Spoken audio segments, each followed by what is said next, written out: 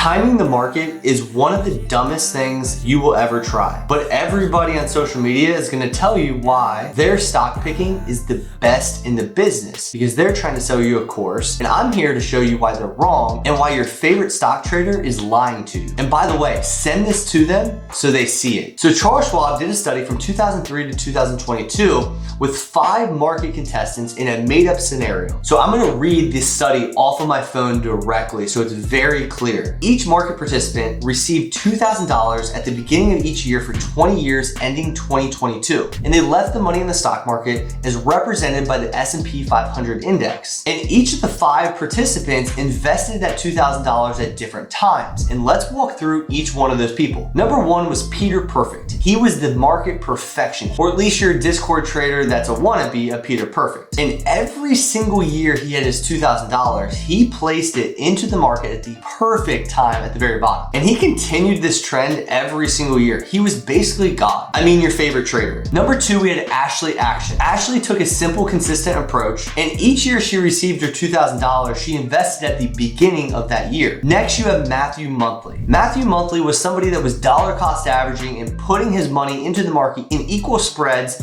every single month. Some might know this as dollar cost averaging. Then you had Rosie Rotten. She put her $2,000 every single year at the very top of the market at the worst possible time. Rosie kind of sucks. And then you have Larry Linger, who was afraid of the market in the world and always talked about doom and gloom and expected the market to always crash. So he sat in T-bills and sat on the side and never really truly invested his money. And so this study was from 2003 to 2022 with this exact example. But Schwab also did 78 other 20-year periods and got very similar results. And I'm going to share what those results were with each of these individuals. So you could probably guess who did the best. Obviously, Peter Perfect. He ended up with $138,000 at the end of 20 years. And again, he timed up the market perfectly. But Ashley didn't do too bad. She invested on the beginning of each year. She ended up with $128,000. And then you have Matthew, who was dollar cost averaging in. He ended up with $124,000. And then you have Rosie, who picked the worst optimal time and ended up with $112,000. But then you had Larry, who was afraid of the market and ended up with only $43,000. So as you can see, the top 4 people, no matter when they got into the market, what time, or how unoptimized or optimized they were, they all performed fairly the same. Because the key was they were in the market most of the time. And as those 20 years went by, they still were in the market regardless of where they bought within the market. And of the 78 periods that Schwab looked into, 68 of the 78 were exactly the same results. And so some might think, wow, this would be amazing. I could be Peter Perfect and do this every single year. Well, just a second, let me share some more statistics with you. The moral of the story were 4 out of the 5 individuals were at least in the market, regardless of what their strategy was and what their luck was. But here's the reality of trying to time the market in a different light. Let's say one of those individuals decided not to invest in specific years. And in some years they decided to invest, but they always were trying to time the market and they were trying to time it up to be perfect. And it wasn't necessarily the example we used a second ago. These individuals were playing with charts and information they were gathering in their Discord communities to figure out what the best possible buy at the right time was. These individuals performed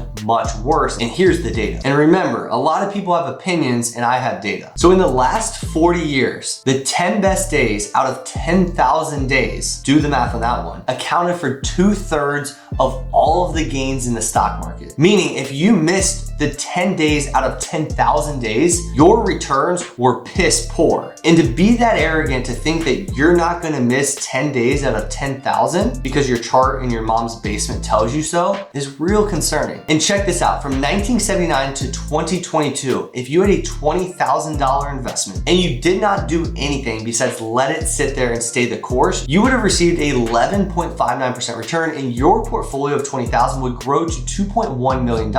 However, if you missed the 5 best days, you would have a 10.34% return, which doesn't sound much worse, but your portfolio from 2.1 would have dropped to 1.3 million. But it gets worse as you see on the screen. But if you missed the 60 best days, and remember a 43-year period, which is not that many days, and it's pretty likely, you would end up with $100,000 of your $20,000 investment. And that is a scary fact that happens with people trying to trade every single day. But no one's gonna tell you that. And let's go a step further, because I got data. Not only are you behind the 8 ball, but to try to catch back up is even scarier. As you can see on the screen, if you lose 30% of your portfolio, you're gonna have to have 42% gains to make that back up. And the farther you go down this line of losses, which happens when you try to time the market, it is that much harder to catch back up. This is not a game that you can play. Could you imagine losing 90% and expecting to have a 900% return?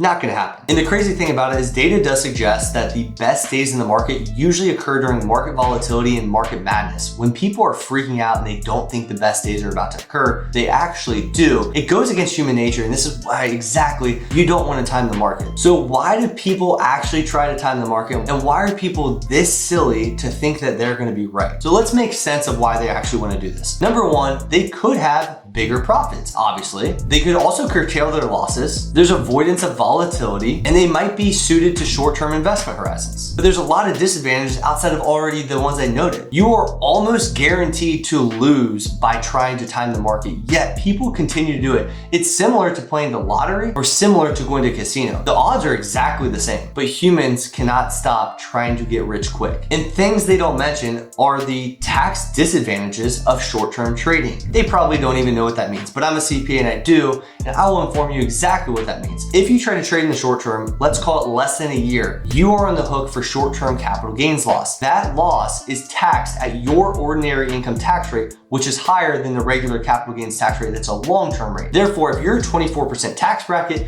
and you make $100 in a gain, you will be taxed at 24%. After fees and taxes that go into that trading, the net return is what you want to pay attention to. And so they can continue to impress you with all their fancy terminology, but the reality is they're gonna lose and the data supports it. And they're not helping you. And the reason why this is so prevalent among social media is because it's alluring to a young novice investor. Oh, this guy gets rich, why can't I? The reality is there's paper trade accounts, and there's also people making money on selling courses, and they can put money into the market that they can lose, and the trading is not how they're actually making their money. So this might have been a short video today, but I'm breaking down all of the details and all of the data behind the obvious reason not to trade. And another reason why you should do it the right way with long-term index funds or ETFs that are gonna build sustainable wealth for a long time. Do not gamble away your wealth with trading or Forex or crypto. Do it the right way through traditional vehicles that actually work. They're sustainable and will build your family a lot of wealth for years to come. And remember, share this with your favorite trader and tell them to add me. I'll see you next Monday.